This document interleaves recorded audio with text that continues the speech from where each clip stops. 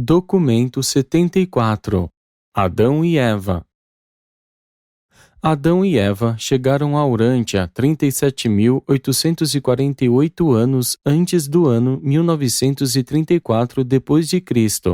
Era meia estação e o jardim estava em um pico de florescimento quando chegaram. E foi ao meio-dia, sem prévio anúncio, que 2 transportes seráficos, acompanhados pelo pessoal de Jerusalém, os encarregados do transporte dos elevadores biológicos até Urântia, aterrissaram suavemente na superfície do planeta em rotação na vizinhança do templo do Pai Universal. Todo o trabalho de rematerialização dos corpos de Adão e Eva foi executado dentro dos recintos daquele santuário recentemente criado.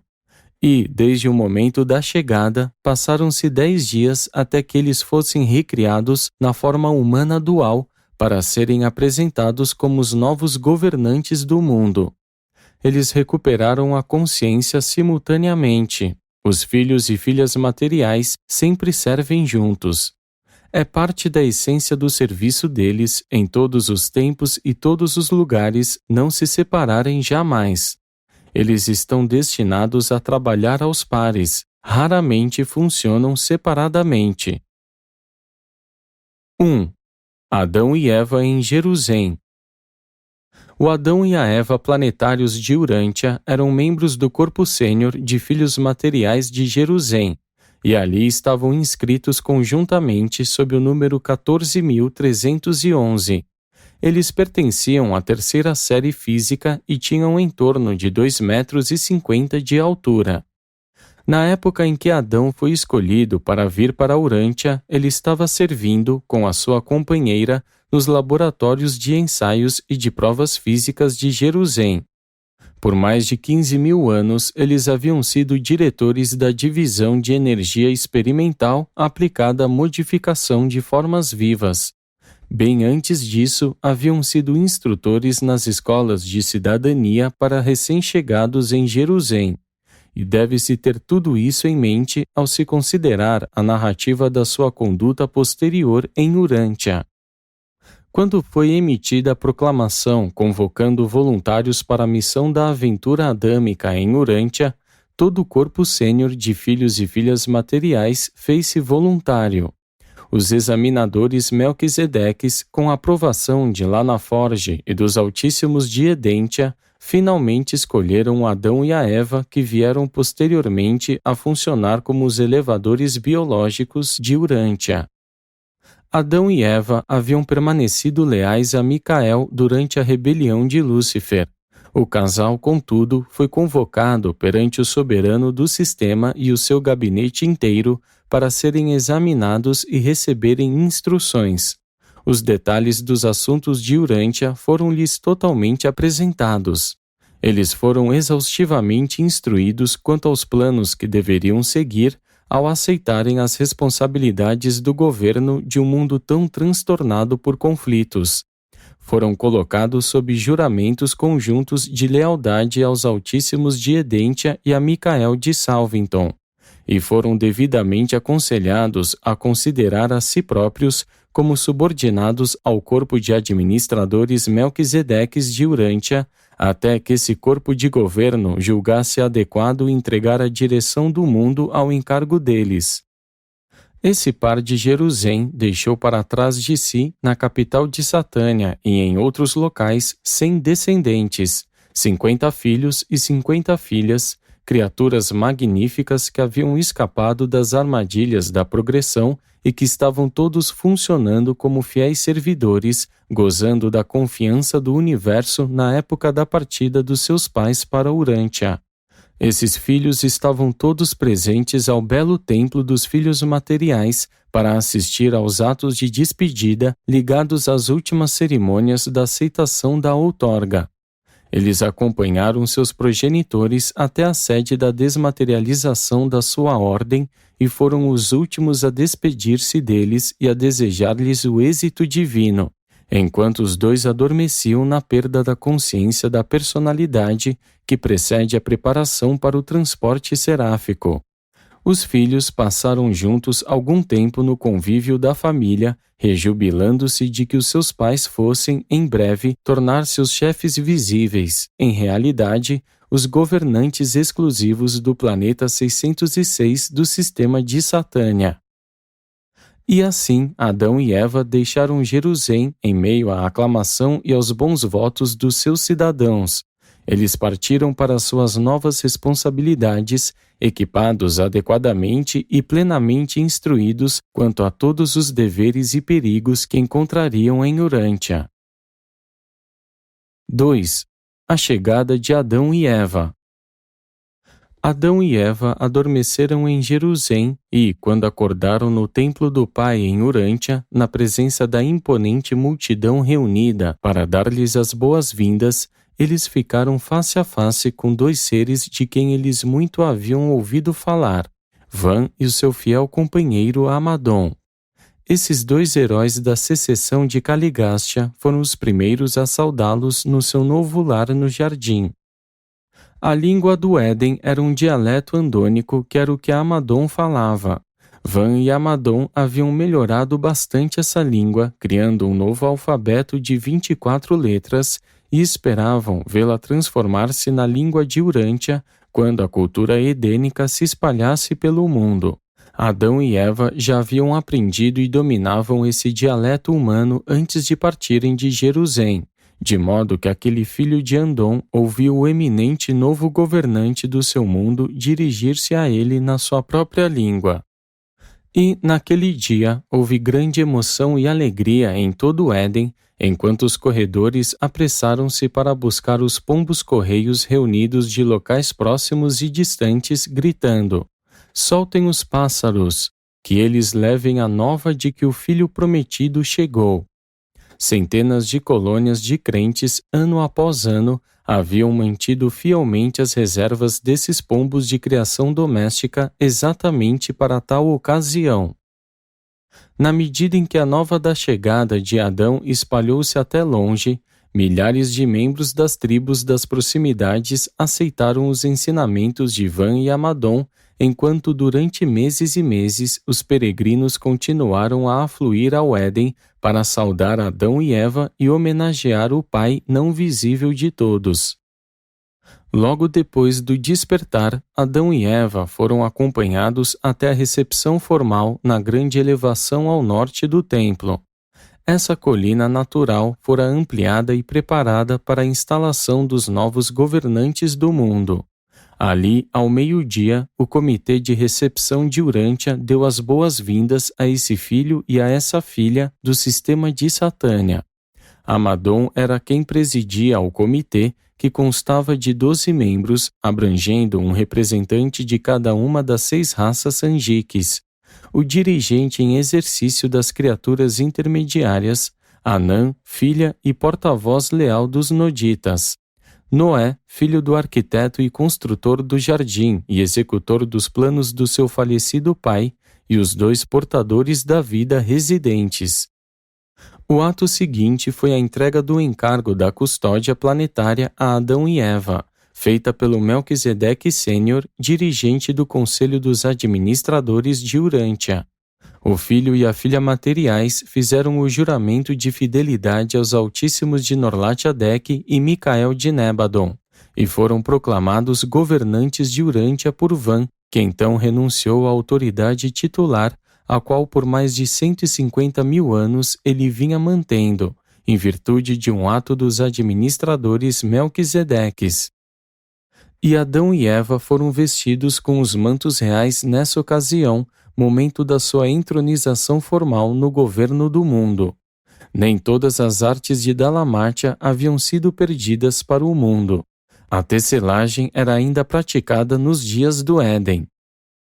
Então foram ouvidas a proclamação do arcanjo e a voz de Gabriel, que por transmissão decretou o julgamento da segunda lista de chamada de Urântia e a ressurreição dos sobreviventes adormecidos da segunda dispensação de graça e de misericórdia ao planeta 606 de Satânia.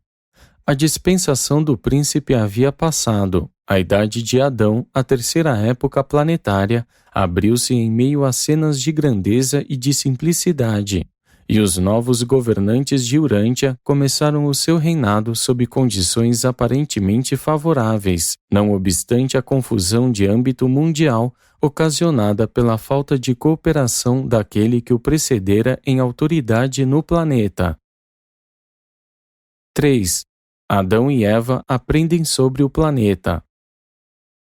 E agora, depois da sua instalação formal, Adão e Eva tornaram-se conscientes dolorosamente do seu isolamento planetário. Silenciosas estavam as transmissões tão familiares para eles, e ausentes estavam todos os circuitos de comunicação extraplanetária. Os seus companheiros de Jerusalém haviam ido para mundos onde tudo se passava normalmente, com um príncipe planetário bem estabelecido e um corpo de assessores experientes e competentes prontos para recebê-los e cooperar com eles durante o início da experiência deles em tais mundos. Todavia, em Urântia, a rebelião havia modificado tudo. Aqui, o príncipe planetário estava muito presente e, ainda que privado de quase todo o seu poder de fazer o mal, ele era ainda capaz de tornar difícil, em uma certa medida, arriscada a tarefa de Adão e Eva. Eram um filho e uma filha de Jerusalém, circunspectos e desiludidos, aqueles que passearam naquela noite pelo jardim sob o brilho da lua cheia, falando de planos para o dia seguinte. Assim terminou o primeiro dia de Adão e Eva na Urântia isolada, o confuso planeta de traição de Caligástia. E eles andaram e conversaram até tarde da noite, a primeira noite deles na Terra, e sentiram-se muito sós. O segundo dia de Adão na Terra foi passado em uma reunião com os administradores planetários e o Conselho Consultor. Pelos Melquisedeques e seus colaboradores, Adão e Eva souberam mais sobre os detalhes da rebelião de Caligástia e sobre o efeito que essa secessão teve sobre o progresso do mundo. E foi no todo uma história desencorajadora esse longo relato dos demandos nos assuntos mundiais. Souberam de todos os fatos a respeito do colapso completo do esquema de Caligástia para acelerar o processo de evolução social. Eles também chegaram a uma plena compreensão da loucura que fora tentar realizar o avanço planetário independentemente do plano divino de progresso. E assim terminou um dia triste, mas esclarecedor, o segundo dia deles em Urântia. O terceiro dia foi dedicado a uma inspeção do jardim. Nos imensos pássaros de transporte, os fandores, Adão e Eva viram lá de cima as vastas extensões do jardim, enquanto eram carregados no ar por sobre esse que era o local mais belo da terra. Esse dia de inspeção terminou com um enorme banquete em honra a todos aqueles que haviam trabalhado para criar esse jardim de beleza e de grandeza edênica. E, novamente, tarde da noite do seu terceiro dia, o filho e a sua companheira caminharam no jardim e falaram sobre a imensidão dos seus problemas. No quarto dia, Adão e Eva discursaram para uma assembleia do jardim. Do monte inaugural, eles falaram ao povo a respeito dos seus planos para a reabilitação do mundo e esboçaram os métodos pelos quais eles iriam buscar redimir a cultura social de Urântia, dos níveis baixos até os quais caíra em resultado do pecado e da rebelião. Esse foi um grande dia e terminou com uma festa para o conselho de homens e mulheres que foram selecionados para assumir responsabilidades na nova administração dos assuntos mundiais. E notai bem, havia mulheres e homens também nesse grupo, e essa era a primeira vez que uma coisa assim ocorria na Terra, desde os dias da Dalamátia. Era uma inovação assombrosa contemplar Eva, uma mulher, partilhando as honras e as responsabilidades dos assuntos do mundo com um homem. E assim terminou o quarto dia na Terra. O quinto dia foi ocupado com a organização do governo temporário, a administração que devia funcionar até que os administradores Melquisedeques deixassem Urântia. O sexto dia foi dedicado a uma inspeção dos numerosos tipos de homens e animais. Ao longo dos muros do lado leste do Éden, Adão e Eva foram escoltados durante todo o dia, observando a vida animal do planeta e tendo um entendimento melhor sobre o que deveria ser feito para reverter a confusão, transformando-a em ordem, em um mundo habitado por tal variedade de criaturas vivas. Muito surpreendeu aos que acompanhavam Adão nessa viagem observar que ele entendia totalmente sobre a natureza e a função dos milhares e milhares de animais mostrados a ele. No mesmo instante em que ele olhava um animal, ele indicava sua natureza e comportamento. Adão podia dar os nomes e a descrição da origem, da natureza e da função de todas as criaturas materiais que via. Aqueles que o conduziam nessa viagem de inspeção não sabiam que o novo governante do mundo era um dos mais peritos anatomistas de toda a Satânia, e Eva era igualmente conhecedora. Adão deixou seus companheiros estupefatos ao descrever uma quantidade imensa de coisas vivas, pequenas demais para serem vistas pelos olhos humanos. Quando terminou o 6º dia de permanência na Terra, Adão e Eva descansaram pela primeira vez no seu novo lar no leste do Éden. Os primeiros 6 dias da aventura em Urântia haviam sido bastante cheios e eles aguardavam com grande prazer ter um dia inteiro livre. As circunstâncias, porém, assim não permitiram. O acontecido no dia que passara, no qual Adão falara tão inteligentemente e tão profundamente sobre a vida animal de Urântia, além do seu discurso inaugural, cheio de mestria e feito com o encanto que lhe era peculiar, tinham de um tal modo conquistado os corações e os intelectos dos moradores do jardim, que todos ficaram não só de coração aberto para aceitar o filho e a filha recém-chegados de Jerusalém como governantes, mas a maioria estava a ponto de prostrar-se diante deles e de cultuá-los como deuses. 4. A primeira insurreição. Naquela noite, a que se seguiu ao 6º dia, enquanto Adão e Eva estavam adormecidos, coisas estranhas estavam acontecendo na vizinhança do templo do Pai, no setor central do Éden. Ali, sob os raios doces da lua, centenas de homens e mulheres, cheios de emoção e entusiasmo, durante horas escutaram os argumentos apaixonados dos seus líderes. Eles tinham boas intenções, mas simplesmente não conseguiam entender a simplicidade dos modos fraternais e democráticos dos seus novos governantes. E, muito antes do nascer do dia, os novos administradores temporários dos assuntos do mundo chegaram à conclusão virtualmente unânime de que Adão e a sua companheira eram exageradamente introvertidos e modestos, e decidiram que a divindade havia descido à terra em forma corpórea, que Adão e Eva eram, na realidade, deuses, ou, de qualquer modo, estavam quase nesse estado, a ponto de serem dignos de uma reverência adoradora. Os incríveis acontecimentos dos primeiros 6 dias de Adão e Eva na Terra haviam sido fortes demais para as mentes despreparadas até mesmo dos melhores homens da Terra. As suas cabeças estavam como que em um turbilhão, e eles haviam se deixado levar pela proposta de trazer o nobre par até o templo do Pai, em pleno meio-dia, de modo que todos pudessem inclinar-se em adoração respeitosa e prostrar-se em humilde submissão. E os habitantes do jardim estavam sendo realmente sinceros em tudo isso. Van protestou. Amadom estava ausente, fora encarregado da guarda de honra que permaneceria com Adão e Eva por toda a noite. Mas o protesto de Van foi posto de lado. Foi-lhe dito que também ele era por demais modesto, que também não se assumia.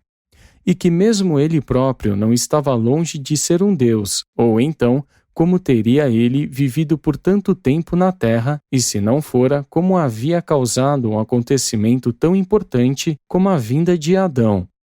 E, como os edenitas superexcitados estavam a ponto de agarrá-lo e de carregá-lo até o monte para adoração, Van saiu de perto da multidão e, sendo capaz de comunicar-se com as criaturas intermediárias, enviou o líder delas com toda a pressa até Adão. Era já quase a hora do alvorecer do 7º dia deles na terra, quando Adão e Eva souberam das alarmantes novidades da proposta desses mortais bem-intencionados, mas desguiados. E então, ao mesmo tempo em que os pássaros de transporte estavam já batendo as asas para buscá-los e levá-los ao templo, as criaturas intermediárias, sendo capazes de fazer tais coisas, transportaram Adão e Eva ao templo do Pai. Era bem cedo na manhã desse 7º dia, e do monte onde tinham sido recentemente recebidos, Adão adiantou-se para explicar sobre as ordens dos filhos divinos e deixou claro para aquelas mentes terrenas que apenas o Pai e aqueles a quem ele designava podiam ser cultuados ou adorados. Adão deixou bastante claro que ele aceitaria qualquer honraria e que receberia mesmo todo o respeito, mas nunca a adoração. Foi um dia memorável, e pouco antes do meio-dia, quase no momento da chegada do mensageiro seráfico trazendo a notícia de que Jerusalém tomara conhecimento da instalação dos governantes do mundo, Adão e Eva, destacando-se da multidão, apontaram para o templo do Pai e disseram: Ide agora até o emblema material da presença invisível do Pai e curvai-vos em adoração a Ele, que nos fez a todos e que nos mantém vivos. E que esse ato seja a promessa sincera de que vós não sereis nunca mais tentados a adorar a ninguém senão a Deus. E eles fizeram como Adão lhes havia mandado.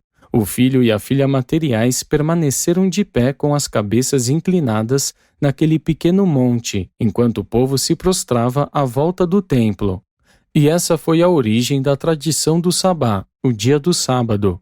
Sempre no Éden, o 7º dia foi devotado à reunião do meio-dia no templo, e o costume de consagrar o resto do dia à cultura pessoal perdurou por muito tempo.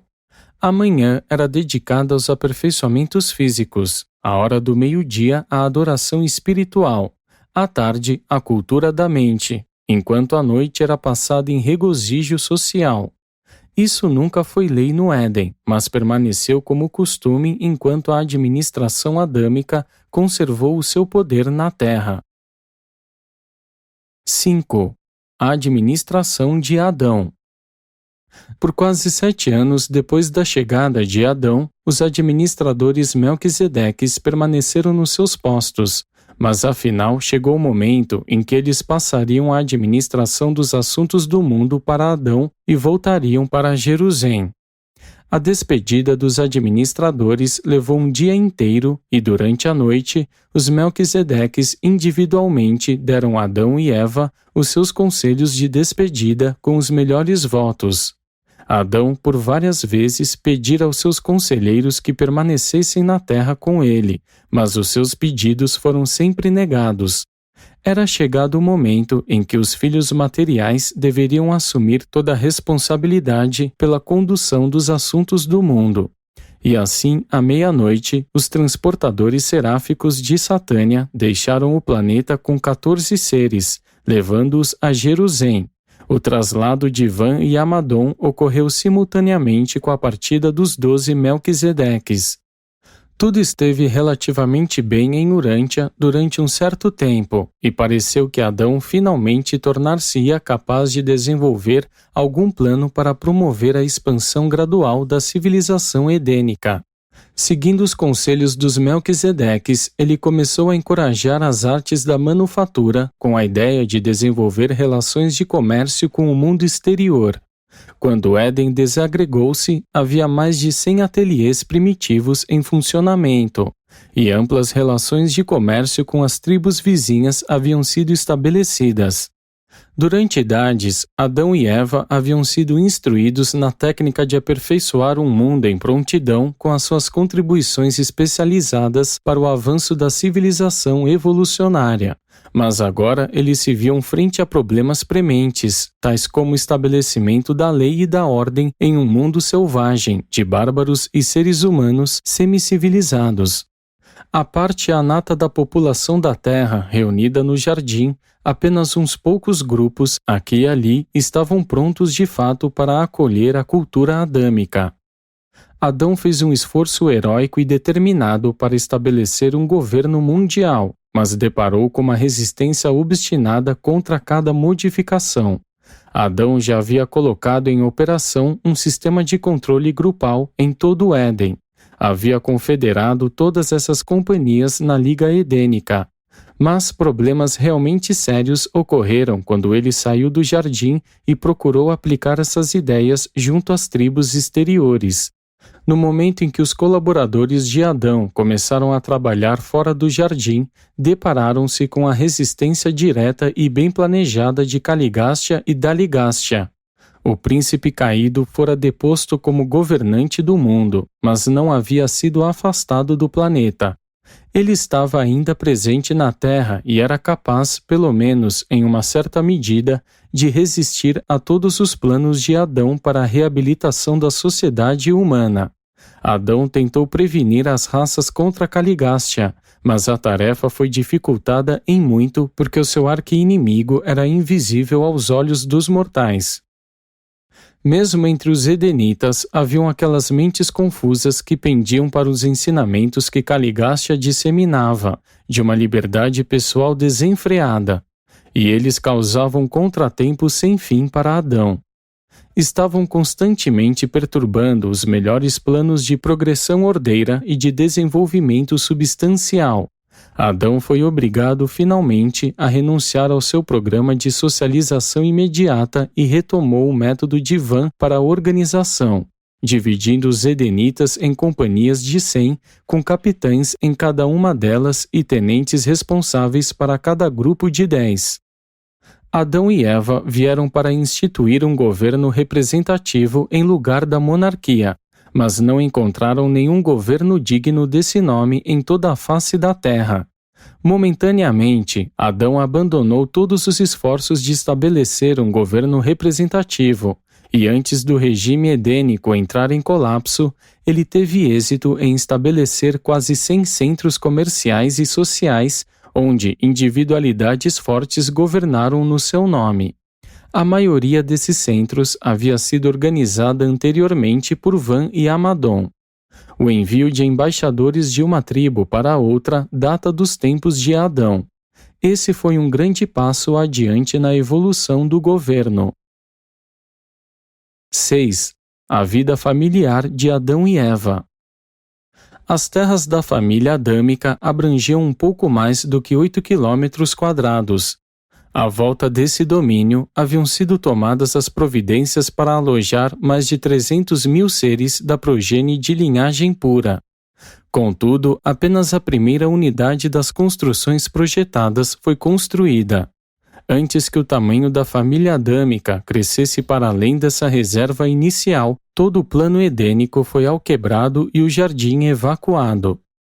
Adanson foi o primogênito da raça violeta de Urântia, sendo secundado pela sua irmã e por Evazon, o segundo filho de Adão e Eva. Eva foi mãe de 5 crianças antes que os Melquisedeques partissem, 3 filhos e 2 filhas. Em seguida vieram 2 gêmeos. Antes da falta, Eva concebeu 63 crianças, 32 filhas e 31 filhos. Quando Adão e Eva deixaram o jardim, a sua família consistia de 4 gerações, num total de 1.647 descendentes de pura linhagem. Eles tiveram 42 filhos depois de haverem deixado o jardim, sem contar os 2 descendentes de parentesco conjunto com uma linhagem mortal da terra. E isso não inclui a descendência adâmica entre os noditas e as raças revolucionárias. As crianças adâmicas não tomavam leite de animais quando paravam de se nutrir do peito da mãe com 1 ano de idade. Eva tinha acesso ao leite de uma grande variedade de nozes e aos sucos de muitas frutas, e conhecendo inteiramente a química e a energia desses alimentos, ela os combinava adequadamente para a nutrição dos seus filhos até o aparecimento dos dentes. Conquanto o cozimento fosse universalmente empregado fora do setor adâmico do Éden, não se cozinhava nada no lar de Adão. Eles consideravam os seus alimentos, frutas, nozes e cereais, já preparados quando amadureciam, e comiam uma vez por dia, pouco depois do meio-dia. Adão e Eva também absorviam luz e energia diretamente de certas emanações do espaço, conjuntamente com a ministração da árvore da vida. Os corpos de Adão e de Eva emitiam uma luz difusa e eles sempre usavam roupas em conformidade com os costumes dos povos aos quais se ligaram. Embora usassem pouca roupa durante o dia, à noite ficavam envoltos em cobertas noturnas. A origem do halo tradicional, que envolve as cabeças dos homens supostamente pios e santos, retroage dos dias de Adão e Eva. As emanações dos seus corpos eram tão fortemente obscurecidas pela roupa, e sendo assim, apenas a auréola que se irradiava das suas cabeças era discernível. Os descendentes de Adanson sempre retratavam com esses halos o seu conceito de indivíduos que se acreditava serem extraordinários em desenvolvimento espiritual. Adão e Eva podiam comunicar-se um com o outro e com seus filhos diretos a uma distância de 80 quilômetros. Essa troca de pensamentos era feita por meio das auréolas delicadas de gás, localizadas muito perto das estruturas do seu cérebro. Por meio desse mecanismo, eles podiam enviar e receber oscilações de pensamentos. Esse poder, porém, foi instantaneamente suspenso quando eles cederam espaço nas suas mentes para a discórdia e a desagregação do mal. As crianças adâmicas frequentavam suas próprias escolas até a idade de 16 anos, as mais jovens sendo ensinadas pelas mais velhas. Os pequeninos se alternavam nas atividades a cada 30 minutos, os maiores a cada hora. E de certo era uma visão nova em Urântia observar essas crianças de Adão e Eva brincando em atividades alegres e vivificantes, só pelo prazer da diversão. Os jogos e o humor das raças dos dias atuais derivam-se todos das raças adâmicas. Os adamitas todos tinham uma elevada apreciação da música, bem como um agudo senso de humor. A média de idade para o noivado era 18 anos, e esses jovens então iniciavam um curso de 2 anos de instrução e preparo para assumir as responsabilidades maritais. Aos 20 anos, eles estavam aptos para o casamento. E depois do casamento, começavam o trabalho das suas vidas ou entravam em preparação especial para ele.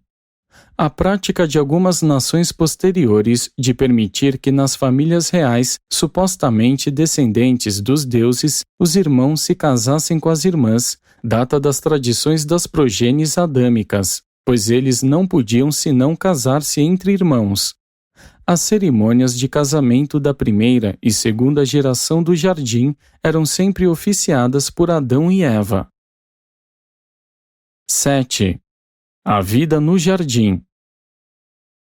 Os filhos de Adão, exceto pelos 4 anos em que frequentavam as escolas do Oeste, viviam e trabalhavam no leste do Éden.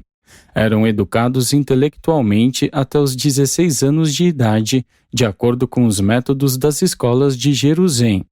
Dos 16 aos 20 anos, eles instruíram-se nas escolas de Urântia, na outra extremidade do jardim, servindo ali também como professores para os graus anteriores. Todo o propósito do sistema das escolas do Oeste do jardim era a socialização.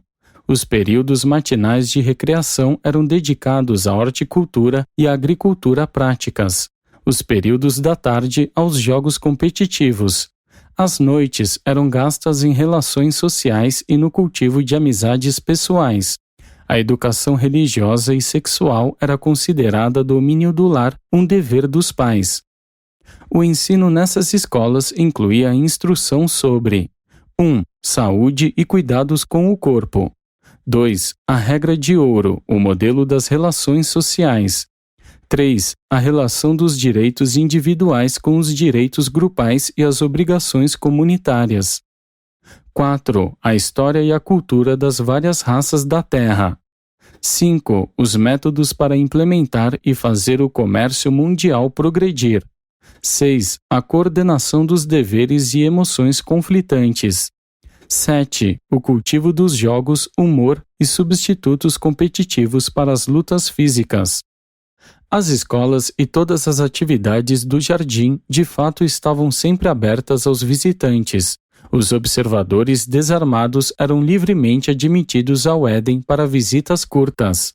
Para permanecer no jardim, um urantiano tinha de ser adotado.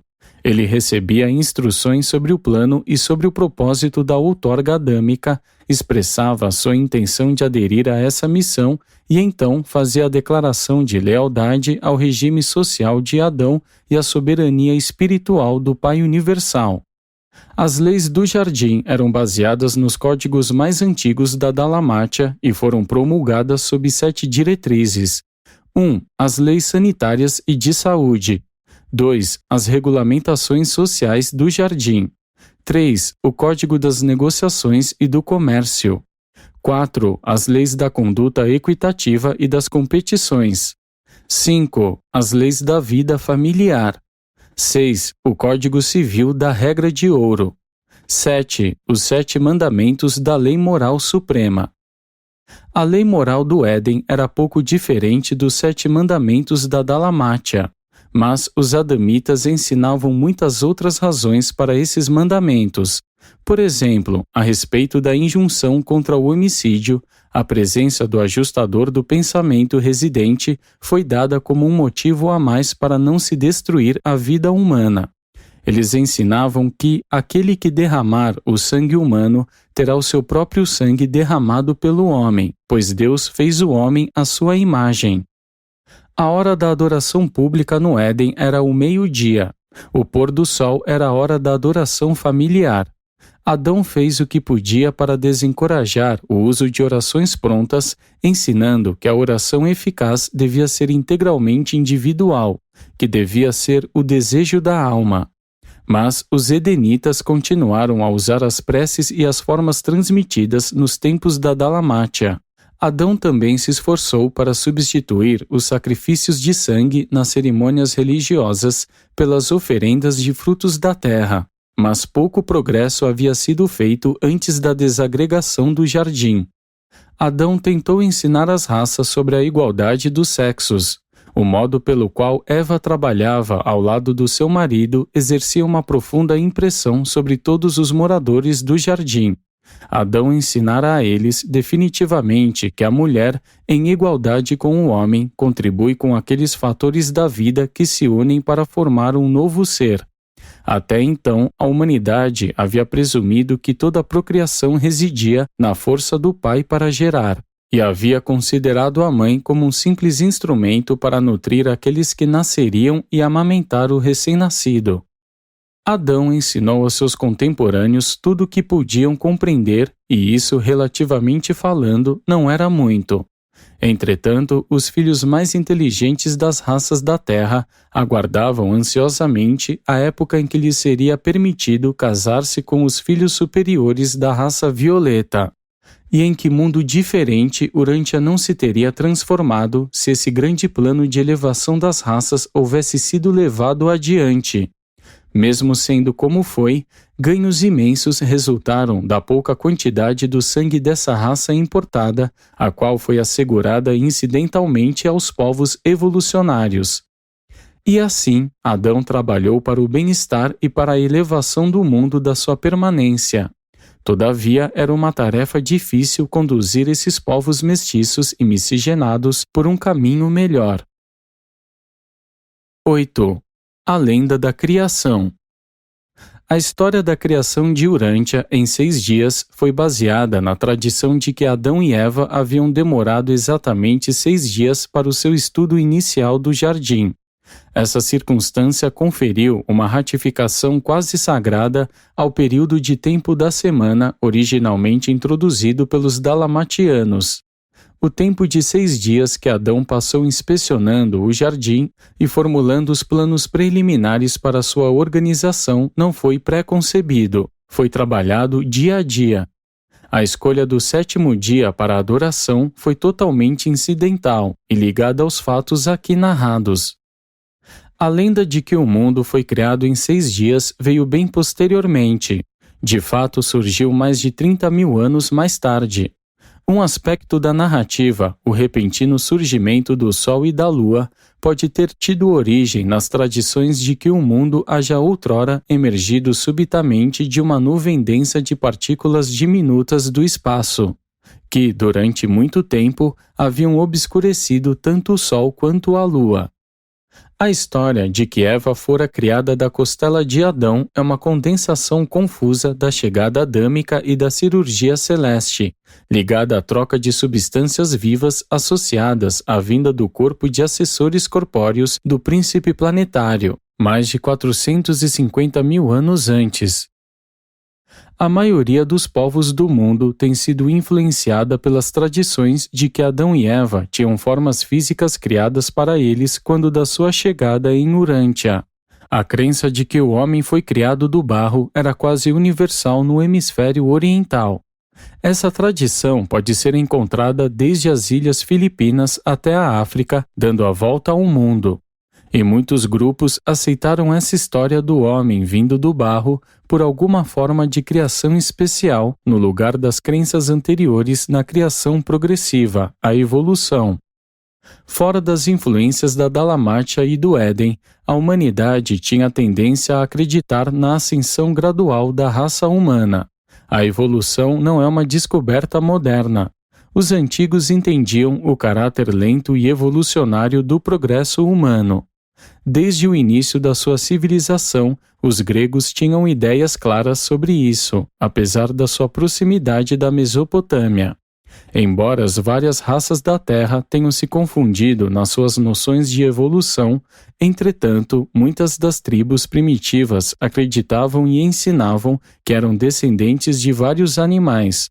Os povos primitivos tinham o hábito de escolher para seus totens os animais da sua origem presumida. Certas tribos de índios norte-americanos acreditavam haverem tido a sua origem nos castores e coiotes. Certas tribos africanas ensinam que são descendentes de hienas, uma tribo malaia que descendem dos lêmures, um grupo de Nova Guiné que os seus membros vêm do papagaio. Os babilônios, em consequência do seu contato direto com os remanescentes da civilização dos adamitas, ampliaram e tornaram mais bela a história da criação do homem. Eles ensinaram que este descendia diretamente dos deuses, e atinham-se a uma origem aristocrática da raça, a qual era incompatível até mesmo com a doutrina da criação a partir do barro. O relato do Antigo Testamento sobre a criação data de uma época muito posterior a Moisés. Ele nunca ensinou aos hebreus uma história tão distorcida. Ele apresentou sim uma narrativa simples e condensada da criação aos israelitas, esperando com isso aumentar o seu apelo de adoração do Criador, o Pai Universal, a quem ele chamava de o Senhor Deus de Israel. Nos seus ensinamentos iniciais, com muita sabedoria, Moisés não tentou ir até antes da época de Adão, e, posto que foi o instrutor supremo dos hebreus, as histórias de Adão tornaram-se intimamente associadas com as da criação. Que as tradições iniciais reconheciam as civilizações pré-adâmicas é visivelmente mostrado pelo fato de que os editores posteriores, com a intenção de erradicar todas as referências aos assuntos humanos antes da época de Adão, esqueceram-se de retirar a referência indicadora da imigração de Caim para a terra de Nod, onde ele encontrou uma esposa. Os hebreus não tiveram uma língua escrita de uso generalizado até muito depois de chegarem à Palestina.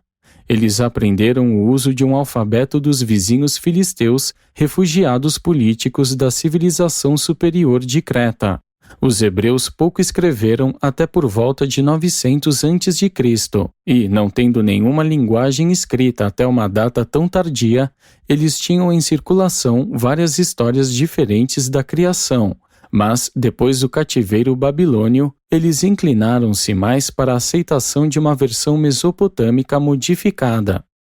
A tradição judaica ficou cristalizada no que se refere a Moisés, e, porque ele se empenhou em restaurar a linhagem de Abraão até Adão, os judeus assumiram que Adão tivesse sido o primeiro homem de toda a humanidade. Yahvé era o Criador e ele deve haver feito o mundo justamente antes de criar Adão, já que se tinha Adão como primeiro homem. E então a tradição dos 6 dias de Adão entra na história, resultando que quase 1000 anos depois da estada de Moisés na terra.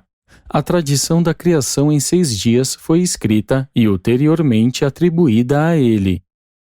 Quando os sacerdotes judeus retornaram a Jerusalém, eles haviam já terminado de escrever a sua narrativa do começo das coisas.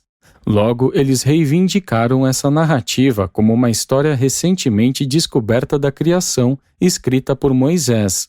Contudo, os hebreus contemporâneos da época de 500 a.C. não consideraram esses escritos como sendo revelações divinas. Eles os consideraram como sendo o que os povos mais recentes chamam de narrativas mitológicas. Esse documento espúrio, com a reputação de ser um ensinamento de Moisés, foi trazido à consideração de Ptolomeu, o rei grego do Egito, que fez com que uma comissão de 70 eruditos o traduzisse para o grego para sua biblioteca em Alexandria. E assim, essa narrativa encontrou o seu lugar entre aqueles escritos que posteriormente se tornaram uma parte das coleções ulteriores das Sagradas Escrituras dos hebreus e das religiões cristãs. E, por identificação com esses sistemas teológicos, durante um longo tempo, esses conceitos influenciaram profundamente a filosofia de muitos povos ocidentais. Os instrutores cristãos perpetuaram a crença de um fiat momentâneo para a criação da raça humana, e tudo isso levou diretamente à formação da hipótese de que haja havido uma idade de ouro, de bênção utópica, com a teoria da queda do homem ou do super-homem. E isso explica a condição não utópica da sociedade. Essas perspectivas da vida e do lugar do homem no universo eram, no mínimo, desencorajantes, posto que se baseavam na crença da regressão mais do que na progressão, bem como implicavam uma deidade vingativa, a qual fez a sua cólera desabar sobre a raça humana, em retaliação pelos erros de certos administradores planetários de outrora. A Idade de Ouro é um mito, mas o Éden foi um fato, e a civilização do jardim foi de fato arruinada. Durante 117 anos, Adão e Eva persistiam no jardim, quando, por causa da impaciência de Eva e dos erros de julgamento de Adão, eles cometeram a presunção de desviar-se do caminho ordenado, trazendo rapidamente o desastre sobre si próprios e retardando, de um modo desastroso, o progresso do desenvolvimento em toda a Urântia. Narrado por Solônia, a seráfica voz do jardim. Jardim. Jardim. Jardim.